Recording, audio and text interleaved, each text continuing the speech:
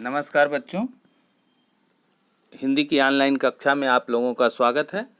मैं कमलेश चंद्र मिश्र आज आप लोगों को कक्षा 10 की पूरक पुस्तिका कृतिका से अंतिम पाठ साना साना हाथ जोड़ी पाठ पढ़ाने जा रहा हूँ।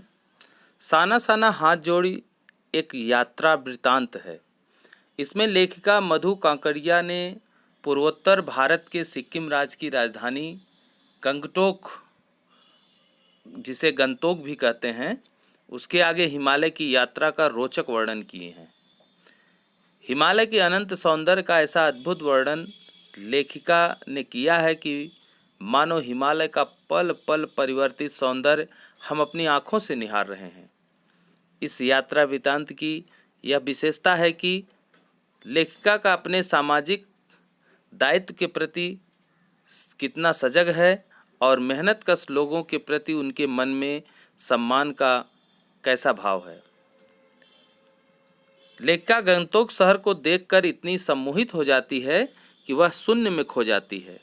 गंगटोक मेहनतकश लोगों का ऐसा शहर है जिसका सब कुछ सुंदर है। सुबह शाम रात अचानक एक प्रार्थना लेखिका के ओठों को छूने लगी, जो उसने एक नेपाली युवती से सीखी है। साना साना हाथ जोड़ी गर्दहु प्रार्थना, हामरो जीवन तिमरो कौशेली।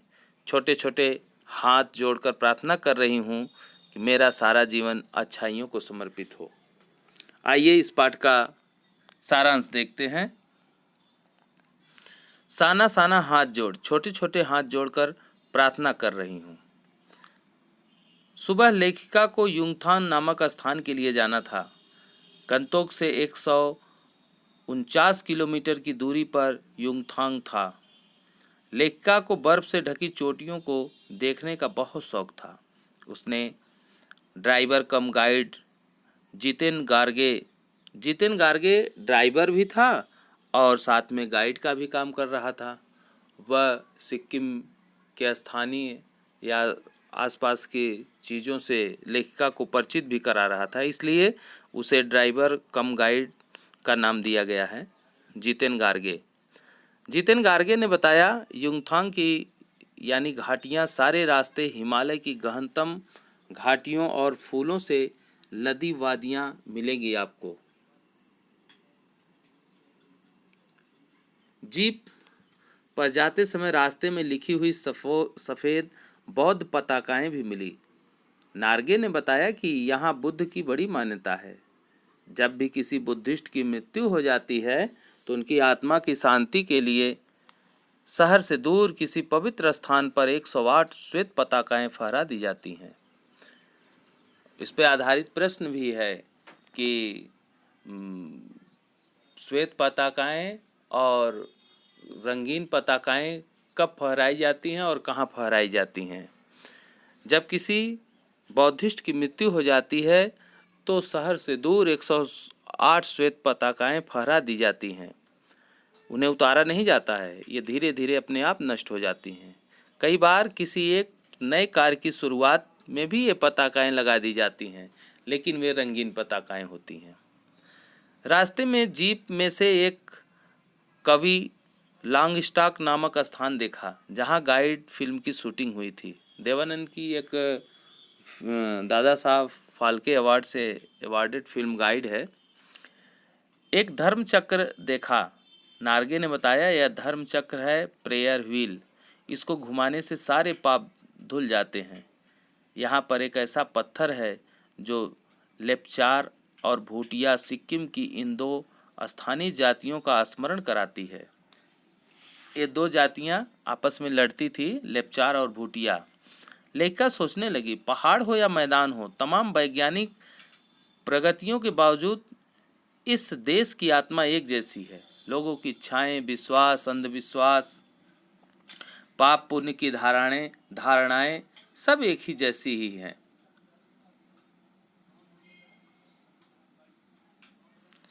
गाड़ी जैसे जैसे ऊंचाई पर चढ़ने लगी, बाजार बस्तियां पीछे छूटने लगे। चलते चलते स्वेटर बुनती युवतियां भारी भरकम कार्टून को पीठ पर ढोते बौने बहादुर दृश्य से ओझल हो रहे थे। गाड़ी आगे चल रही थी और ऐसा आभास हो रहा था ये लोग पीछे जा रहे हैं।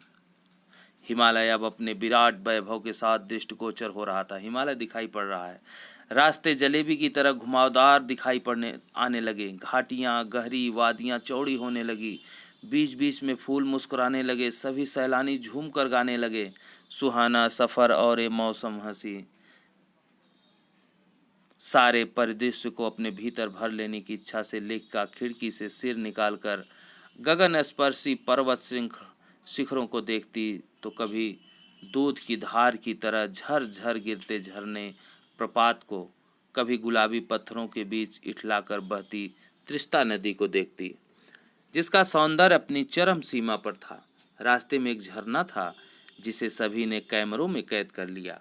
वह था seven sister waterfall. Seven sister waterfall यह बहुत सिक्किम का माना जाना वाटरफॉल है, अपने देश का माना जाना वाटरफॉल है। दूध की धार की तरह झरझर गिरते झरने दिखाई पड़ रहे थे। रास्ते में एक झरना पड़ा जिसका नाम सेवन सिस्टर फॉल था। इसे देखकर ऐसा लगा कि भीतर के सभी तामसिक विचार और दुष्ट वासनाएं इसकी निर्मल धारा में बह गए।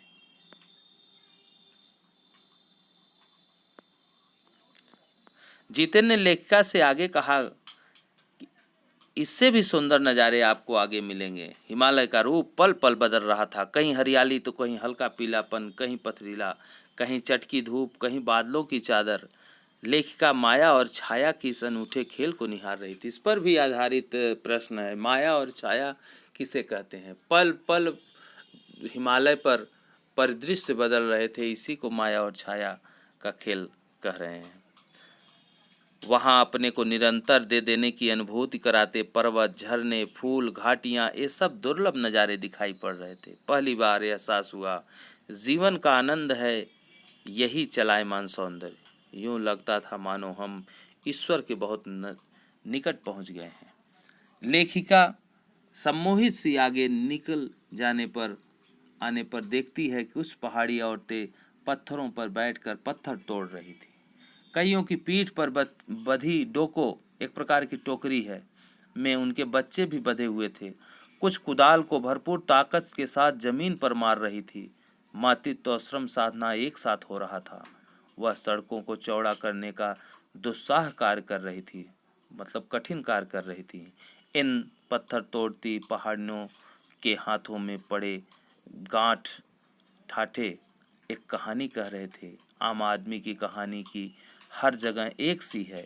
सारी मलाई एक तरफ, सारे अभाव, सारे आंसू, यातना और वंचना एक तरफ। लेखिका को सिक्किम सरकार का बोर्ड याद आया जिस पर लिखा था ever wonders to define diet to wield the road. थोड़ी असावधानी हुई, असावधानी जान का खतरा। इन रास्तों को बनाने में इन्होंने मौत को भी झुठलाया है। लेखिका सोच रही थी मेरे देश की आम जनता कितना कम लेकर समाज को कितना अधिक वापस लौटा देती है। इस पर भी आधारित प्रश्न है। कृषक या श्रमिक बहुत कम मेहनत पाते हैं और सबसे कठिन कार्य करते हैं, जबकि ऑफिस में रहने वाले लोग शारीरिक श्रम कम से कम करते हैं और वेतन अधिक से अधिक पाते हैं। इसी पर लेखिका कह रही है कितना कम लेकर समाज को कितना अधिक वापस लौटा देते हैं। तभी वे श्रम सुंदरियां किसी बात पर खिलखिलाकर हंस पड़ी। लेखिका को लगा मानो खंडमहल ताजमहल में बदल गया है। लेखिका तो कुछ और सोच रही थी, लेकिन उन लोगों की खुशी देखकर उन्हें बहुत अच्छा लगा। जीप फिर से ऊंचाई चढ़ने लगी। रास्ते में बच्चों का भी स्कूल से आते उन्होंने देखा। ये बच्चे प्रतिदिन 3.5 किलोमीटर की पहाड़ी चढ़कर स्कूल जाते हैं। यहाँ का जीवन बहुत कठोर है। नीचे तराई में केवल एक ही स्कूल है। ये बच्चे केवल पढ़ते नहीं हैं, अपनी माताओं के साथ मवेशी को भी चराते हैं, गाय भैंस को पानी भरते हैं, लकड़ियों के गट्ठर ढोते हैं। आगे रास्ता सकरा होता चला जा रहा था। बस केवल एक जीप जितनी चौड़ाई थी। जरा संतुलन बिगड़े तो मुश्किल। जगह जगह चेतावनी बोर्ड धीरे चलाएं, घर में बच्चे आपका इंतजार कर रहे हैं।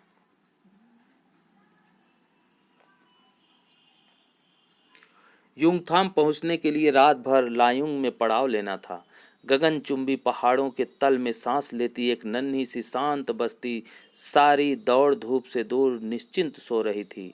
हम तिस्ता नदी के किनारे पर बसे लकड़ी के एक छोटे से घर में ठहर गए। तिस्ता नदी के जल को अंजल में लेकर लेखिका ने प्रार्थना की कि भीतर का सारा हलाहल, सारी तामसिकताएं इसी धारा में बह जाएं। जितेन ने अपने साथियों सहित नाचा गाना शुरू कर दिया तो सभी सैलानी मस्ती के रंग में आ गए और गोल गोल घेरा बनाकर नाचने लगे। लेखिका की सखी मणि ने भी जानदार नृत्य प्रस्तुत किया। लायुंग की सुबह शांत और सुरम्य थी। लेखिका को उम्मीद थी यहाँ बर्फ मिलेगी, परंतु यहाँ भी निराशा हाथ लगी। यद्यपि वे सी लेवल से 14,000 फीट की ऊंचाई पर थे।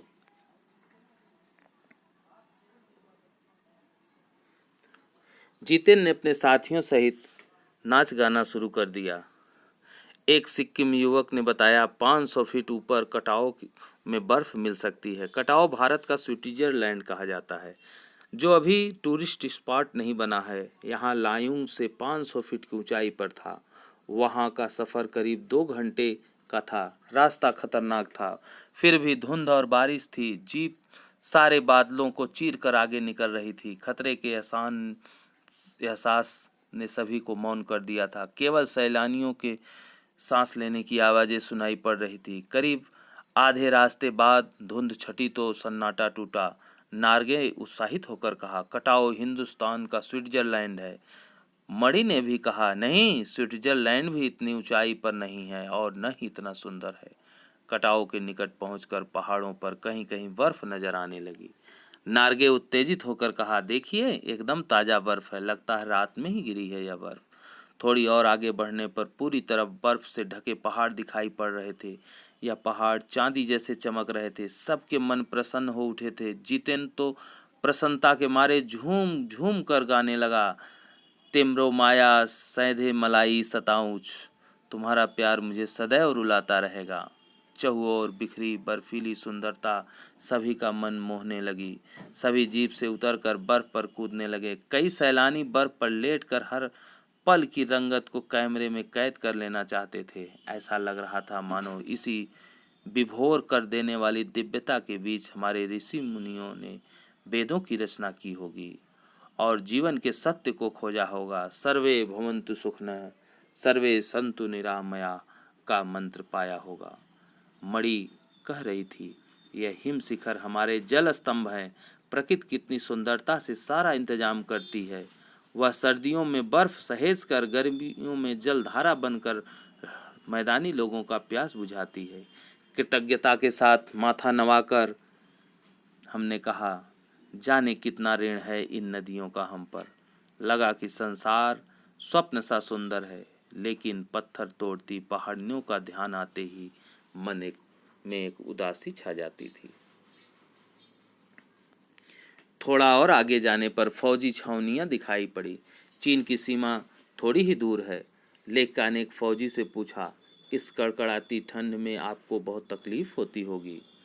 फौजी ने उदासीन हंसी से कहा, आप चैन की नींद सो सके इसलिए हम यहाँ पहरा दे रहे हैं। वहीं एक बोर्ड पर लिखा था, we give our today for your tomorrow. आपके भविष्य के लिए मैं अपना आज बलिदान कर रहा हूँ।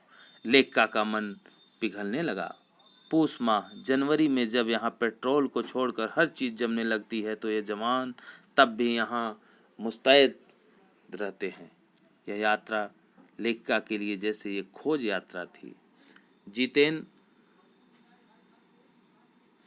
जितेन ने नेपाल के माओवादी संघर्ष के बारे में बताया। माओवादी पर हेलीकॉप्टर से बम बरसाए जाते थे, लेकिन जैसे ही उनका कोई साथी मरता तो वो पीठ पर बंधी बड़ी टोकरी डोकों में उसका शव डाल लेते थे।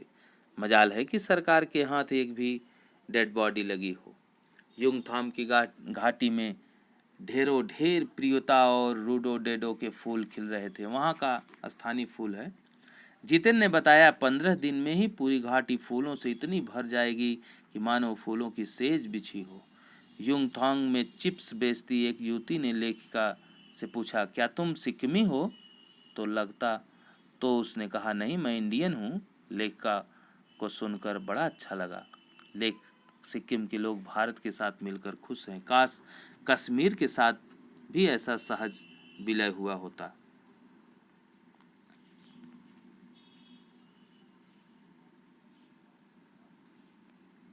जितेन तरह तरह की जानकारी दे रहा था।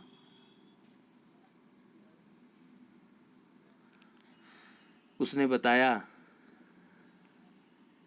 पहाड़ी कुत्ते सिर्फ चांदी रात में भौंकते हैं। हर जगह उसने बताया कि यहाँ एक पत्थर है जिस पर गुरु नानक के फुटप्रिंट हैं।